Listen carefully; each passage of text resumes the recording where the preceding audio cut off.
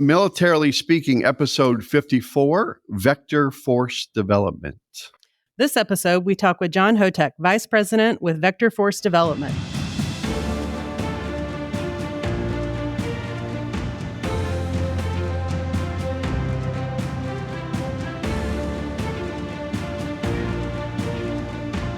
Welcome to Militarily Speaking, brought to you by Armed Forces Bank. This is Tom McLean and Jodi Vickery. I'm the Regional Military Executive for Armed Forces Bank, and Jodi is the Executive Vice President, Director of Military Consumer Lending. This is the day after the solar eclipse. We're still here. We are. Everything's fine. I looked at it. I can still see. Did I tell you my family went to Austin, Texas? They flew there just for a solar eclipse, and that's like, 4 minutes?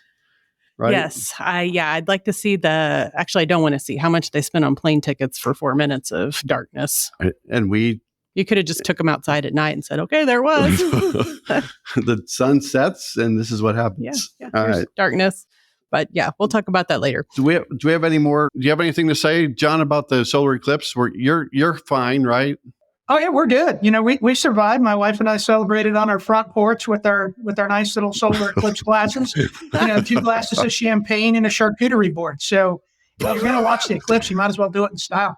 What a great event. Yeah. That sounds fancy. Yeah. I stopped working, went down the hall and looked out a window and said, okay, great. Went back to work. Right. Well, again, welcome to our show. We're excited to have our audience listening and learning about our guest, John Hotek with Vector Force Development. We are going to split up the introduction because, again, we're going to talk a little bit about Vector Force. So I'm going to tell the story about that. And then Jodi's going to introduce you, John, to our audience. So I will take it away from here. The Vector family of businesses was founded in 2016 by our CEO, Josh Beeler, a graduate of the U.S. Air Force Academy. Josh served several years on active duty in the Air Force before transitioning to the Air Force Reserve and pursuing a civilian career. Vector was founded as a service-disabled veteran-owned business, SDVOB, which is one of the main reasons why we have John joining us today. We're excited about that. Love that. With the initial purpose of providing meaningful career opportunities in the energy and utilities industries for our nation's veterans. Since its founding, Vector has grown to well over 1,000 employees operating in roughly 23 states and is now recognized as the most diversified ancillary construction service provider in North America. Kudos to you, John. In 2021, 2022, 2023, Inc. magazine recognized Vector as one of America's fastest growing privately held companies. Vector was also recognized in 22 through 24 on the VET 100 listing published by Syracuse University and the Institute for Veterans and Military Families that recognized the top 100 fastest growing veteran-owned businesses in the United States. John, you may not know this, but we recently had a podcast recording with IVMF. So, not too long ago. Coming soon to a theater near you. Finally, we were recognized. I always say we. I feel like I'm part of the Vector family. You've kind of just part of the Vector family. We're everywhere. Tom just likes to invite himself to things, so he is now part of your workforce. I will expect a T-shirt from Vector. I got plenty of swag I can send your way. Yeah, even like a name tag.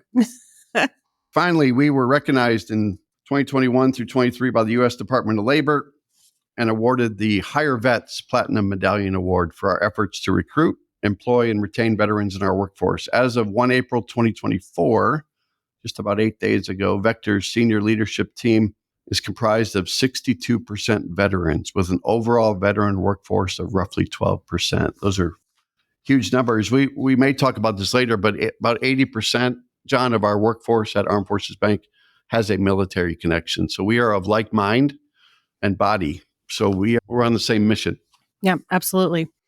And, I'd like to share a little bit with our audience about you personally as our guest. So bear with me. This is hopefully all stuff that you are well aware of, John. If there's any surprises, that could be entertaining, I suppose. Because some of it's made up by me. So, yeah. Yeah. So your job is to find what I made up.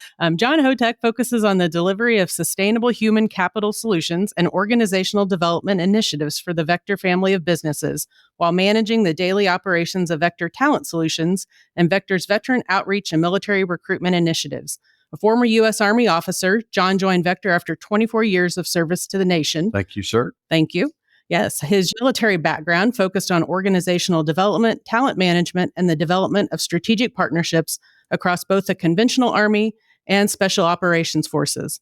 As a service-disabled veteran, John brings a unique perspective to Vector's recruiting and staffing efforts and is rightly postured to lead Vector's strategic outreach efforts focused on the unemployed and underemployed segments of our nation's veteran community. John holds a Bachelor of Science degree in Business Administration from John Carroll University and a master's degree in Organizational Development from Duquesne University. Well done. Nailed it. It's not Duquesne. Not Duquesne. I get it all the time. Nailed it. Duquesne. Yeah. So welcome, John. It is you probably don't do it all the time, but I appreciate you French saying origin. that. Yeah. Yes. It is an honor to have you on our show. Thank you again for your service to our country. We're grateful to have you here with us. Hey, no worries. Pleasure to be here. Before we get into some of these awesome questions that we're about to throw your way, I do want to talk a little bit about your military career too, because that probably defined you in a lot of different ways. Sure. So Jodi referenced your 24-year career. And again, thank you for your service with the Army as part of the introduction just a few minutes ago. Tell our audience where you've been stationed and what your military life was like. Pick a country, pick a continent. We were blessed with multiple continents, multiple countries over 24 years, but started at what used to be Fort Eustis, Virginia, then to Fort Moore. It used to be Fort Benning, Georgia. From there, was stationed at Fort Leavenworth here in Kansas. Yes. Then went back to now what is called Fort Myers-Gregg. Used to be, oh Lord, I can't keep them all straight now. Fort It's so hard. We'll just leave it at that. It used to be Fort Lee. So from there, I ended up going to Fort Bragg, North Carolina. Which is now Fort Liberty now. Now Fort Liberty, correct. Yep. It will always be Fort Bragg to me. I'm sorry. It is seared in my soul. But it's a wonderful place to work. So then from Fort Bragg, I ended up coming back here to Fort Leavenworth to go to school. And then back to Fort Myers-Gregg again for a few years to work at the schoolhouse. Germany for 3.5 years, followed by Italy for another 2.5 years. And then at that point, made the decision to retire to come back here to Kansas City and terminate my time. And in all of that, 9 combat deployments, 2 operational deployments, a lot of time away from home and family, but I don't regret a minute of it, except for the time away from family. Yeah, that's the tough part. I know. Well, one of the tough parts, but that is a tough part for sure. Where were you at in Germany? I was in Kessler. So just outside of Ramstein Air Force Base. Most people are familiar with the K-Town or Ramstein area. Mm-hmm. I think my husband was in Gießen. Okay. Mm-hmm. Yeah. So the deployments are one thing, but the career side of the house, where was most of your focus when you were stateside? I was a logistics officer by trade. But the vast majority of what I did was more globally focused than it was supporting individual organizations, which most logistics personnel in the military are doing. So even though I was at Fort Bragg, the time that I was there, I was in the special ops community. So everything there was global. When I went to Germany, it was the same thing. It was global. And I taught global logistics studies and ran the officer basic course for the Army's Transportation Corps for 2 years, teaching them, how do you think big? How do you think global? It wasn't about the beans, bullets, Band-Aids, if you will, or the ammunition and fuel supplies to, individual units. The way that my focus was more on the strategic distribution, strategic logistics focus of how do you move tens of thousands of pounds, hundreds of rounds, thousands of vehicles, whether that be by ship, train, airplane. And so that's where I always tended to focus, and the jobs that I ended up, rotating myself around and into.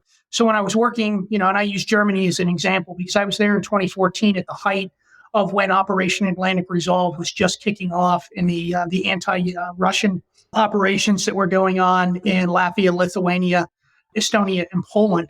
And so I gained a much greater appreciation there for the need for all the interconnected logistics capabilities that are required to sustain the military, not just the Army, but all the branches.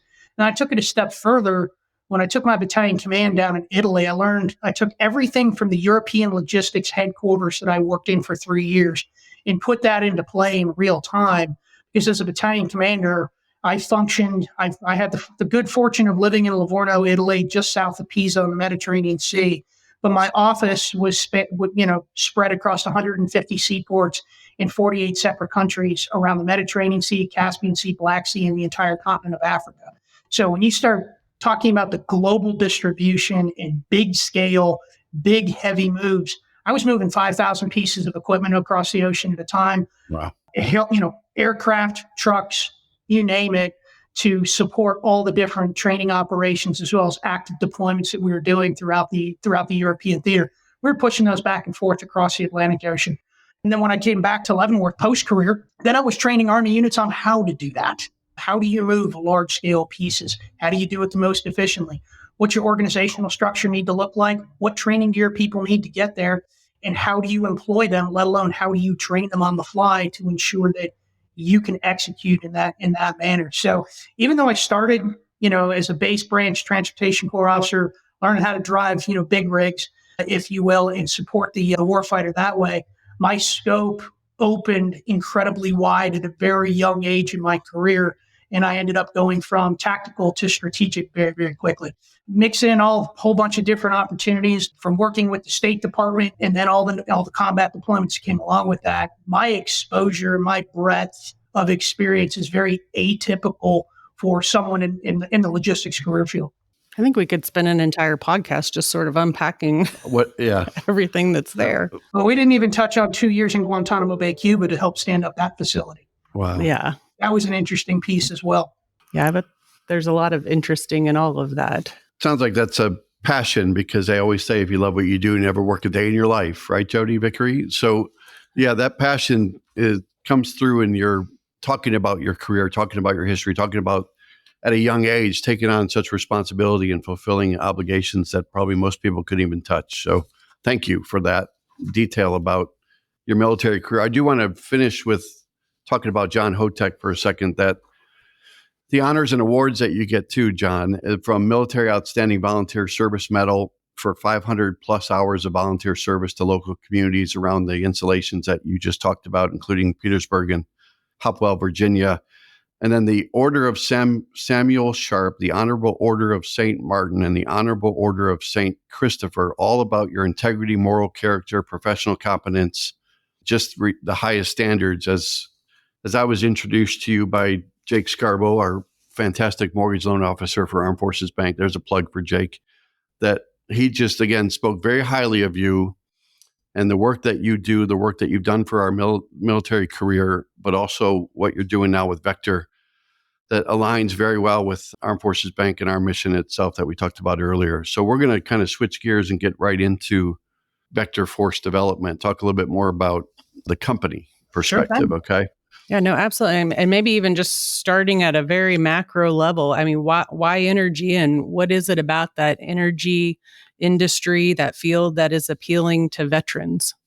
I like to say we kind of hide behind the curtain in many respects, but what makes it so appealing to me, and what I use as talking points anytime I go into either a conference or I'm talking with transitioning service members, we put on our uniform for a reason, and that was there was a sense of service in all of us and something that we wanted to move towards. There was a sense of purpose. We were part of something bigger than ourselves. Well, as they're transitioning and we're getting out, we're looking for something else to fill that void, when we take that uniform off. So I looked at the energy industry when this opportunity was presented to me, and I really had not thought much about it at all as I was getting out. I figured I'd end up transitioning into a logistics, organization and doing what I'd done for the past 24 years. But then this gave me something to hang my hat on, because at the end of the day, if you think about it, and the reason I say that we're the people behind the curtain, we're keeping your lights on, we're keeping your heat on, we're keeping your AC in the summertime, your natural gas in the wintertime, and the broadband internet that we're talking on right now. So that gave me a sense of purpose. It gave me the ability to be part of something bigger than myself all over again and protect our national security from within. As a civilian, I'm just not wearing a uniform this time. So it gives me passion and motivation every day. It gives me a reason to lace up my shoes and go, I want to go to work today. I want to do this because I see the bigger picture that I'm contributing towards. So people don't look at our industry as exciting sometimes. They think of it as, oh, that's hard work, it's tough. And I'm not going to lie, it is hard work and it is tough.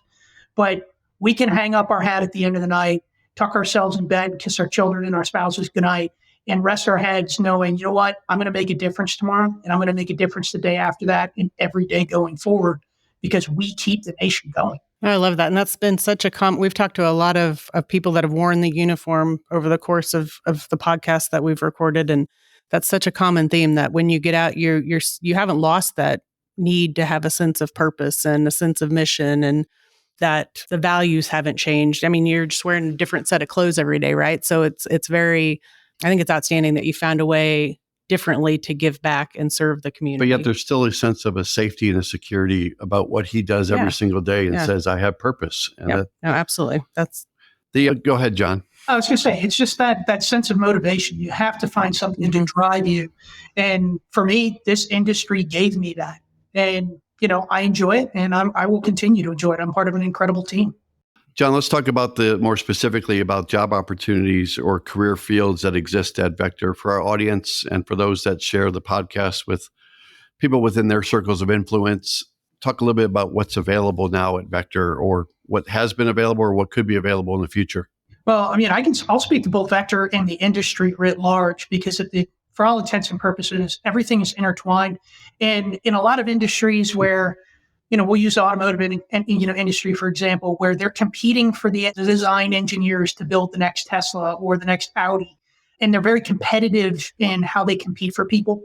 The energy industry is almost one big family. Yes, we compete against each other, but we share our resources and we share our people more so than a lot of other industries are used to. So that's why I say, I want to talk to Vector and I want to speak to the energy, the industry writ large. But most people look at the energy industry and they think, oh, it's only construction operations. By default, you see linesmen working on the street after a storm, or you see the bucket trucks going down I-35 after work, heading south in response to a storm in Louisiana. And people automatically default and go, those are the energy jobs. Those are the only things that are available. But that is not the case. We have IT, we have engineering, we've got program and project management. We need electrical engineers, out to wazoo across the entire United States. We need finance, HR, legal, etc. You name it, we have it. But the problem is again, there's a stereotype that our career fields or our industry is limited to just the folks, the visuals that you automatically perceive, when you see folks, working on the street or working on a light pole or whatever else. But if you name it, we have it in one way, shape, or form. Within Vector, a lot of the services that we provide are mostly skilled labor, or craft labor, as we prefer to call it, which is mostly field operations, short of my division, which is Vector Talent Solutions, which is mostly recruiting and staffing. So we have the, the field ops piece, and then we do have our soft skills and back office support with finance and HR. But when you start getting into some of our larger partners here in the Kansas City area or even nationally, you start cracking into the much larger opportunities across every facet that you can imagine to support those greater enterprises. Well said. And I can kind of start to piece together the answer to my next question just based on the background that you shared about the different roles that you filled, but maybe put a finer point on it for our audience and talk about the military skill sets that either helped you as you transition from military to the civilian workforce in this field, or that you have seen help others that you have brought into Vector, help them be successful through your recruiting efforts, maybe. Yeah. The biggest issue or the biggest concern that I had coming in was, how do I transition the way that I speak and the way that I communicate? And within the military, everything is very set, it's very structured. And it's not that you're being overly directorial in your actions, but there is kind of an authoritarian tone that gets used more often than not. So I focused a lot on my soft skills, my interpersonal communications, and I was blessed with multiple opportunities through my career to build on those and to help me learn the art of relationship building and organizing, strategizing the construction of organizations and how best to push them forward. So those are the ones that I relied on for my particular role in what I do within Vector. But then, what I see coming from, the transitioning service members, coming into the energy field or energy and utilities, just the sheer fact that they can mold into a team very quickly with that understanding of what teamwork really is, the work ethic that they bring to the table, and combine that with discipline and adherence to risk management practices and the overall attention to detail that they have regarding what we do on a daily basis. Because inherently our industry can be dangerous, and it is dangerous in some respects because sometimes our folks are touching natural gas lines live wires and other things. We call it sticky, stuff that kills you. So when you have that service member that's transitioning and coming over, the fact that they have worked in high stress, potentially dangerous environments and have had to pay attention, to minuscule details that are critically important. When you transition them into this environment where we do have stuff that will kill you as well, they just seem to naturally graft to the safety protocols and just in the SOPs or standard operating procedures that we have in place to facilitate a safe and efficient workspace. So those are the two, facets that I would say where I'm coming from an interpersonal standpoint, and then what we are looking for new teammates that are coming into the industry. Well, that makes a lot of sense. Yeah. I'll take that probably another layer downward, but how does somebody get started if they are interested in pursuing opportunities in that field, whether it's energy, whether it's utilities, whether it's infrastructure, construction? Somebody may see somebody in their life that's in that field, or they studied it at school or had an interest in it. What's the jumping off point as far as what do they do if they're interested in those sectors? Yeah, there are several opportunities. And I will say this is something that the industry as a whole has been hyper-focused on for the past several years, because the vast majority of our workforce is starting to age out in the next 15 years. And we don't have the backfill that we need to maintain the current level of support across the United States. So there's an active push across the industry to get young people interested, folks that are looking for second position, second jobs or second careers interested. There's a lot of partnerships that are going on right now with vocational programs, with junior colleges or community colleges. A lot of individual organizations, and some of our partners are doing this, are offering fellowships, not just for high school and college students, but also adults that are looking to start a second career, to give them some touch points as well as some OJT or on-the-job training in the industry to see if it's something that appeals to them. Because you'll really be surprised what's out there in terms of opportunity. And then there's organizations such as the Edison Electric Institute, or EEI. They have some career forward programs that are looking to bring folks in, a lot of educational components there, as well as where to go to get training in your state. The Center for Energy Workforce Development is another phenomenal asset that people can use. And they've kind of broken it down as well. CEWD looks at the industry holistically from a civilian standpoint, but then they've also broken it down and they've created a separate manner through which, or pipeline through which military personnel can get into the industry. And that's called Troops to Energy, where they've broken out every single MOS across the different services or military occupational specialty and matched it to the positions that are the closest match within the energy industry, and then are providing touch points for how to go from being a linesman in the military to a linesman in commercial practice with one of our energy partners. So if, then the worst case, quite honestly, if anybody is interested, they can call me, they can reach out to my team. That's a shameless plug. I will put that out there for the BTS team. But we do an awful lot of that where folks will call us because they know we do a lot of recruiting and staffing for our energy partners. And we'll refer them to organizations that are either providing education, providing free training, or some of our partners that are offering some of these fellowships and internships, just to get people into the pipeline and scratch that itch and see if it's something that appeals to them. I love the idea of that Troops to Energy, where it's helping them figure out from what they did to how that applies, especially if it's not just on the surface obvious, if it takes a couple of leaps of logic to get there, helping them create that map from their military occupation to the civilian role. In the team that put the CEWD Troops to Energy program together, I contributed a little bit, but there were dozens of veterans that are in the space across the United States, and we all took a look at it from our different lenses. Obviously I was looking at logistics positions. We had other operational individuals looking at it from their positions, trying to get true experienced eyes on each one of the positions available and then mirroring them up as closely as possible. So it wasn't individuals in a vacuum. There was a lot of dedicated time and effort with, I'd say, probably close to 100 people across the United States working to put that together so that we could provide the best product to those individuals looking to transition from the service.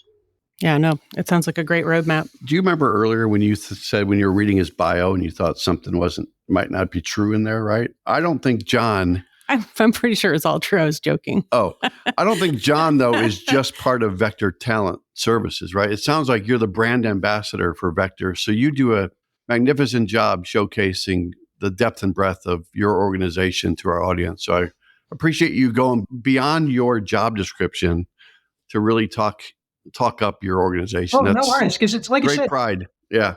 it's not about just Vector. We are an interconnected industry in which, competitors work with each other to get to the end goal. And that's, like I said, keeping the lights on, keeping the gas going, and keeping the broadband pumping.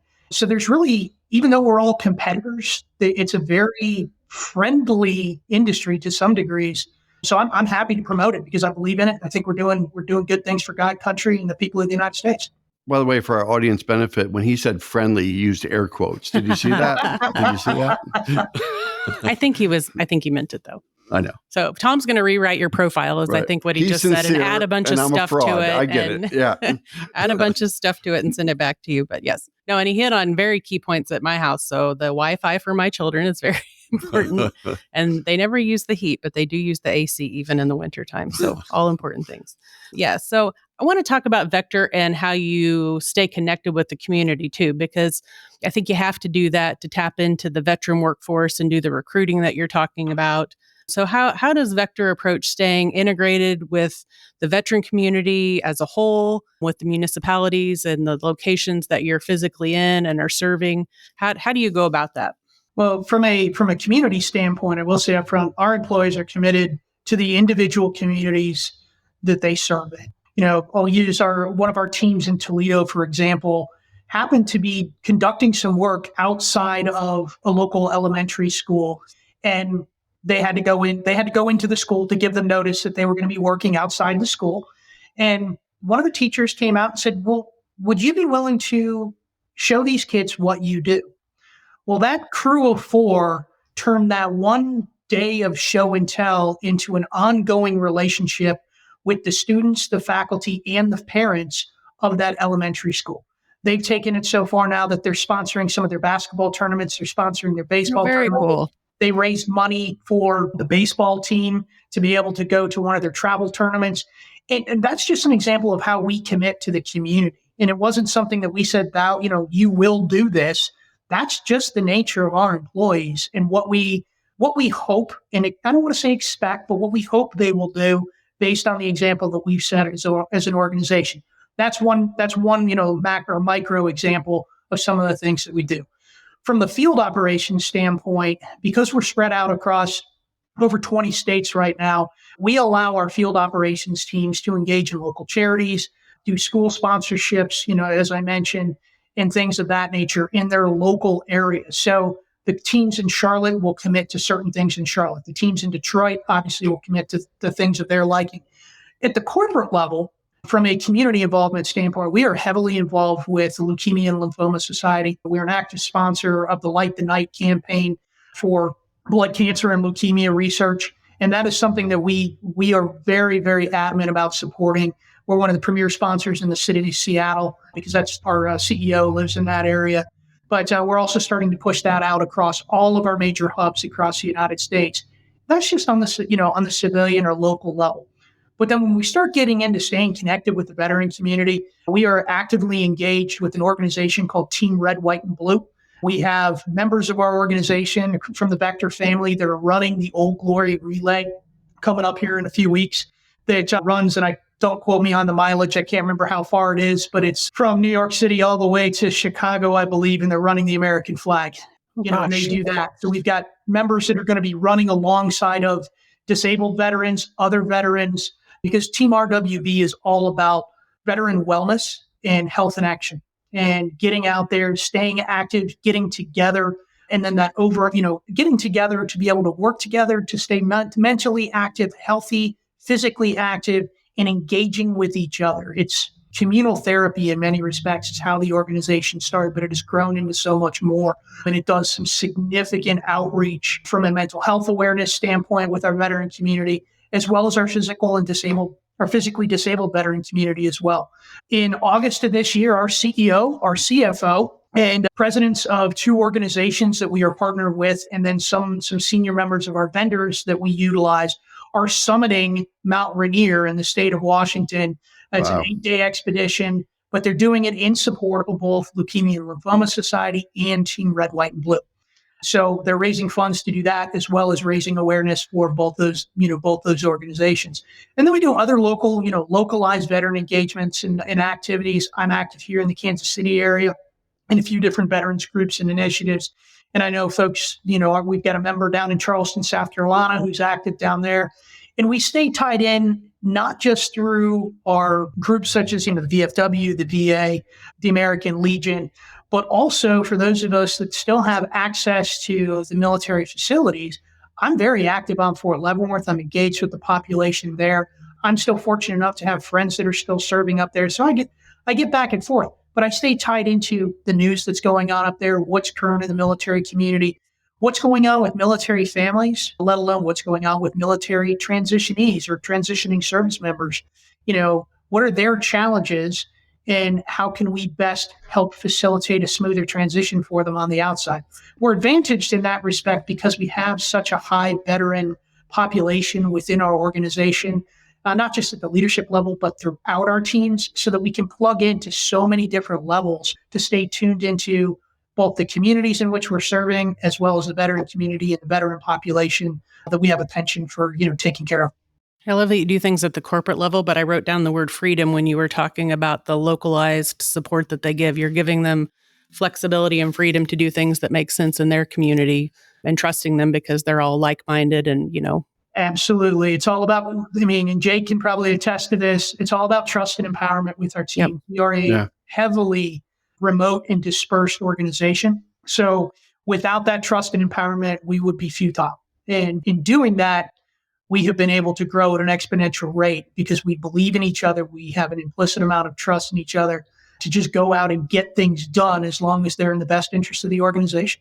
That comes through loud and clear. Yeah, you talked about, I'll throw another comment in there. You talked about being in the know, what's facing our military families. And Jodi mentioned all the great guests we've had on these podcasts talking about food insecurity or veteran homelessness or behavioral or mental health issues and leadership issues, just confidence and, the suicide rates, all those conversations come up in our podcast. But then you tackle the career transitioning side too, and embedding yourselves in the communities that you serve, that there's no way you're not going to know what's going on because you got boots on the ground, seeing what's right in front of you and then listening to others. It definitely helps, to have individuals at every level, across a myriad of different organizations. But that's who we are at our core. And that was the initial impetus to create, or catalyst to create Vector as an organization. The first Vector company was to provide meaningful career opportunities for the nation's veterans.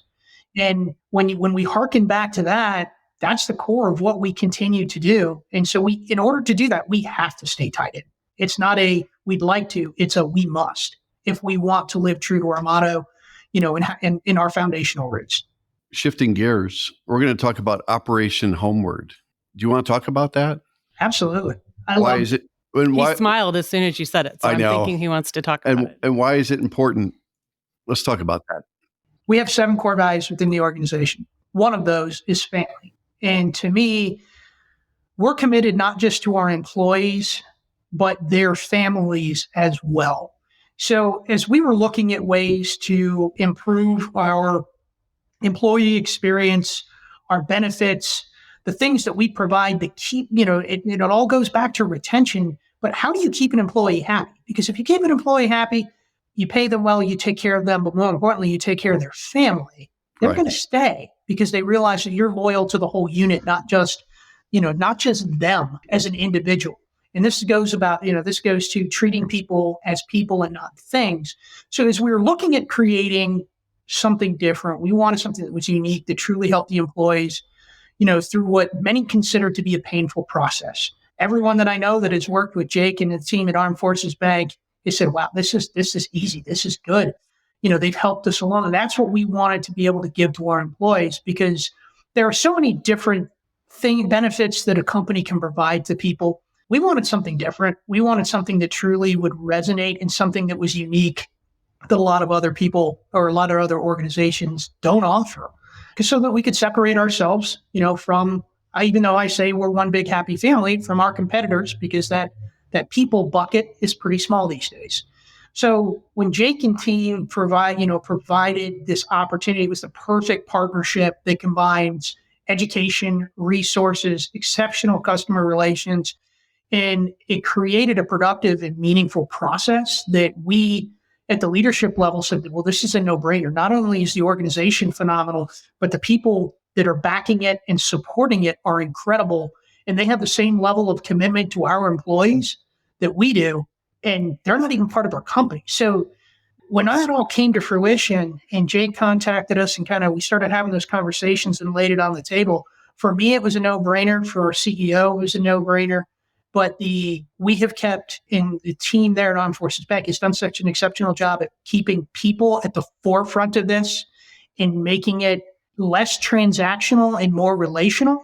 That truly was the real push, and why I smile when you mention the name of the program, because it really is.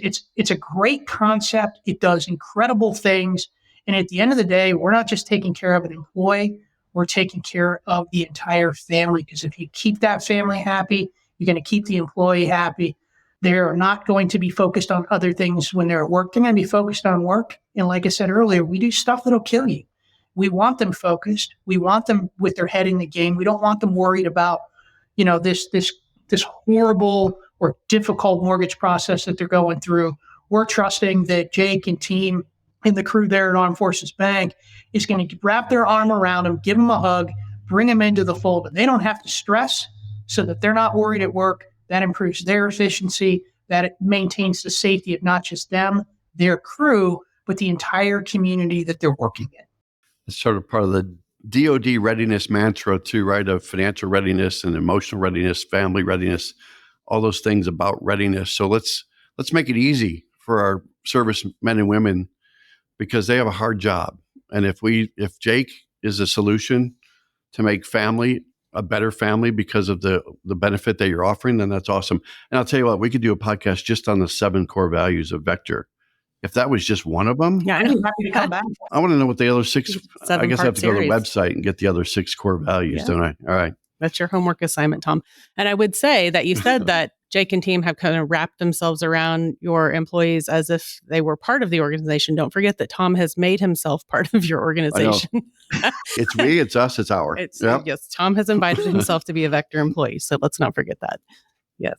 I do want to close loop on one thing related to the recruitment piece of what you're doing. And it's kind of near and dear to my heart. My husband was a military recruiter at the end of his career.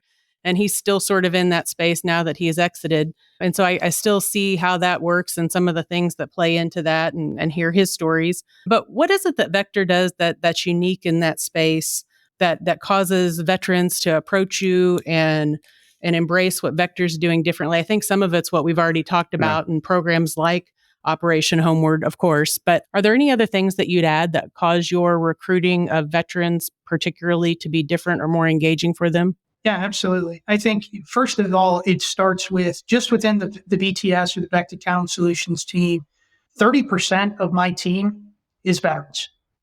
So we walk the walk, we talk it. We actually speak Army, Air Force, Navy, and Marine. And so that initially, when we make that initial contact call, reach out to a transitioning service member or a veteran themselves, we automatically have street credibility. We can talk, the language of each one of those, services. But then we also help rewrite and tailor resumes. We're not just there to say, hey, we have a job for you. Especially from a veteran community and in the transitioning service members, if we think that they're a good match after our conversations, we will help them rewrite, tailor their resume to present to that hiring manager, whether it be internal to Vector or external to Vector.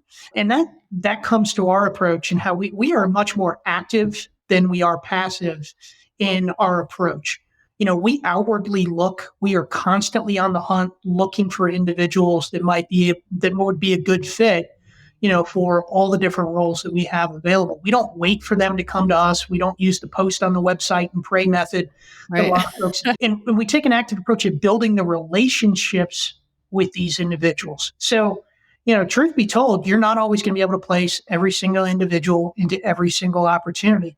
But since we have those individuals that can reach out and build that relationship with potential candidate, they'll reach out, they'll have that conversation, and it might be, hey, I'm sorry, Sarah, we don't have an opportunity for you right now, or the hiring manager passed, but I'm going to call you back in 3 months. I'm going to call you back in 6 months if you're still looking. And, we'll revisit what you're looking for, or if I see something that comes up, we're going to come back to you. And a lot of the times when we do that, they're like, when we call them 3-4 months later, they're like, oh, you are kidding.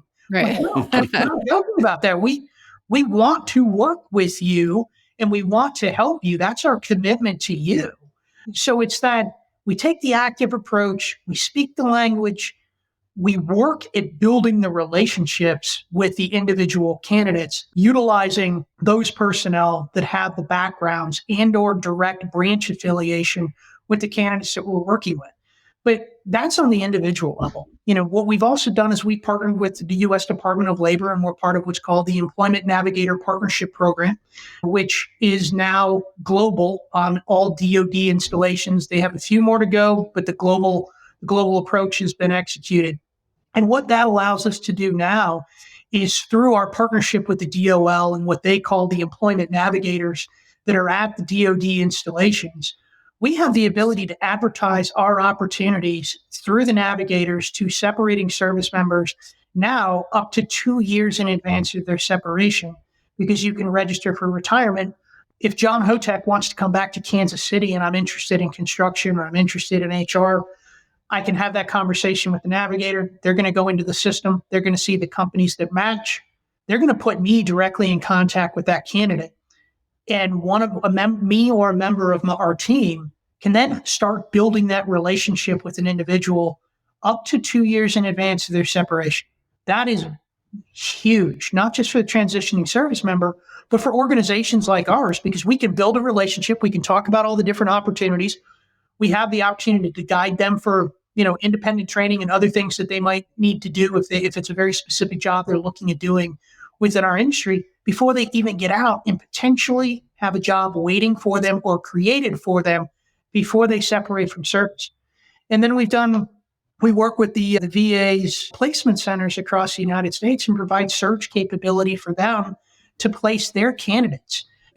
We had an individual about 6 weeks ago that approached a placement center in California, wanted to get back to Tennessee, but they couldn't find anything for them. So they come to us and say, hey, what do you have within your scope in Tennessee? Well, 6 days later, that individual was hired with a relocation package and moved to Tennessee to work in broadband. That's awesome. So, we've reached out to those different organizations and put those partnerships in place because we realize we don't have exponential reach. But when we combine efforts with organizations like the DOL and the VA, we're able to expand our reach and the number of candidates and veterans that we can touch. Because again, it's all about the relationship and demonstrating that we truly care.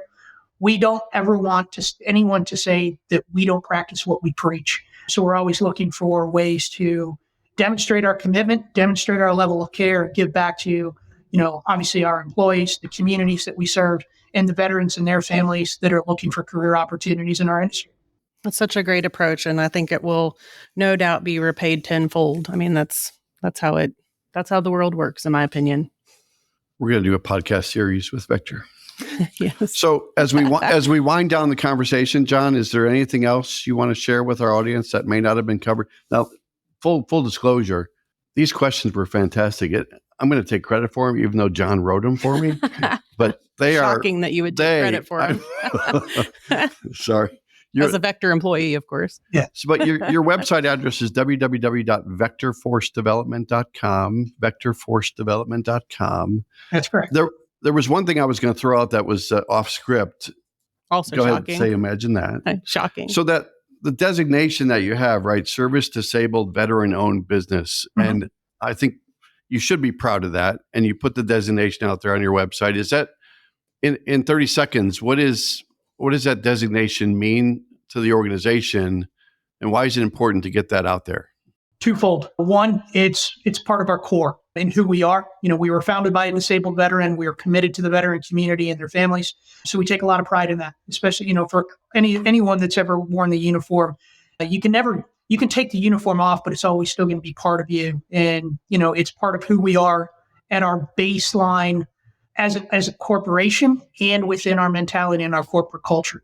But from an overall business standpoint, it's critical for us in utilities and energy because we receive are involved in contracts that require a significant amount of diverse spend, both at the state, federal, and even at private levels. And within those contracts, there are diversity requirements that say, company X, you must spend 15, 20, in some cases, like in California, up to 40+% of your contractors or subcontractors, in our case, must be from a minority business enterprise. And that could be minority-owned business, woman-owned business, LGBTQ business, disabled veteran business, so on and so forth. So we then, we provide our services to help our customers, leverage diversity spend, being able to give back to a business like, a smaller business like ours as it's continuing to grow so that they can meet their diversity goals, when it comes to the receipt of federal and state and local infrastructure dollars. But more than the diverse spend that we provide, I hearken back to we are veterans at our core. It's who we are. It's why we're in the industry that we are a part of because it gives us something, gives us purpose, gives us motivation, gives us a way to, as I said at the beginning, help support the national infrastructure of the United States and continue service even though we're no longer in uniform. He's used "this is who we are" a lot, hasn't he? I know. He might secretly be an Armed Forces Bank employee. I know. He's going to start wearing that shirt now that says "this is who we are," and he's going to call it his own, right? I'll trade the name tag. I'll get you a Vector one if I get an Armed Forces Bank one. How about that? That's a deal. Jake's gonna track down the logistics of how to get that to you. It's like employee swap. It's going to be a new TV show. We can do that. I love it. I already worked there. I'll gladly send Tom your way for at least 60 days. Well, hey, Tom, if you ever want to come out and experience what we do, I've facilitated ride-alongs with our teams before just to get to touch and feel and see what our organization does, to meet the individuals, not just me, the talking head. I'm more than happy to open that up to you or anyone else at Armed Forces Bank who'd be interested in just getting a peek behind the curtain. As long as Tom's not near anything that's like dangerous or... But remember, I learned a new thing now. It's called sticky, right? Stuff that'll kill you. Tom is not allowed to be near anything sticky. Hey, we'll put him in a bubble. And yes, one of those big ones, and then just roll him down a hill. Take him up to Mount Rainier with your CEO and roll him down the hill. Or mountain. I was thinking about Mount Rainier, and I was like, we walked up this one flight of stairs. I was tired, right? Yeah, I'm thinking we might need to train a little bit if we're going to go on a mountain. Is it time for our military minute? It is time. So I hope you can take just another moment with us because we like to play a game. I think we like to play a game. I think we're the only two that like to play this game. We rather enjoy it. It's called Military Minute, and the first question is from our last podcast, and you are welcome to answer it if you are so inclined and think you might know the answer. It was a 2-part question. And but full disclosure, he's not a sports guy. Yeah, so you don't have to answer. But he might know golf. But you could wager a guess, and we could play hot or cold, or So last podcast question was: how many rounds of golf did Woodrow Wilson play during his 8-year term, and what color did he paint his golf balls so he could play in the winter? Wow. Those are great questions, aren't they? This is how weird Tom is. These are Tom questions. This gives you an insight into the brain of Tom. Do you have a guess, John? No clue. None whatsoever. We don't either, but we're going to give you a made-up answer Tom may have made up the answer. So Woodrow Wilson played 1,200 That's 1,200 rounds of golf. Yeah, multiply that times 18. Math is hard, so I'm not going to do that on the fly, but that's a lot of golf. And he painted his golf balls black so he could play in the winter, presumably in the snow. I think red might have been just fine too, but black was the color. If it's like winter in Florida or something, it's probably use white, right? And so, moving on. This week's Military Minute takes us to a question about transitioning from the military to the civilian world. So we are going to ask you not to answer this one. It's highly probable that you may know the answer, but this one is for our audience. So everybody just don't answer. How many people transition from the military each year? It's a 1-part question. You've been a fan of the combo question the last few episodes. And it's also just a It's just a number, right? Just a number. Yeah, How it's many just a people transition from the military to the civilian world each year? John Hotek, don't answer. And so if you think you know the answer, when this podcast drops, feel free to comment your best guess enabled by Google or whatever your source of information is. And if you are correct, you will be entered in a drawing to win $50 for you or $50 for a charity of your choice. And if you were correct in guessing 1,200 rounds of golf and a black golf ball, check our social media. Yeah. Well, maybe in that order. Check our social media for your name to see if you were the one that was selected to win $50 for you and $50 for a charity of your choice. We really have to thank John for participating today. He did a fantastic job. He did. It was wonderful to have you. No, it was a pleasure to be here. Oh, you did fantastic, and it was our honor to have you on the podcast today. All right, if you enjoyed today's episode as much as Jodi Vickery and Jake Scarborough and John Hotek, go out to afbank.com and subscribe to the show. Also, make sure to rate us. Leave us a comment on your favorite podcast platform. Could be Apple Podcasts, could be Spotify, or it could be YouTube. Again, well done, John Hotek. Thank you so much. For a great job. And thank you for... My pleasure. All right, take care, John Hotek. Thanks very much, Jake. Thank you. It was a pleasure. You as well. Bye. Bye-bye. Bye.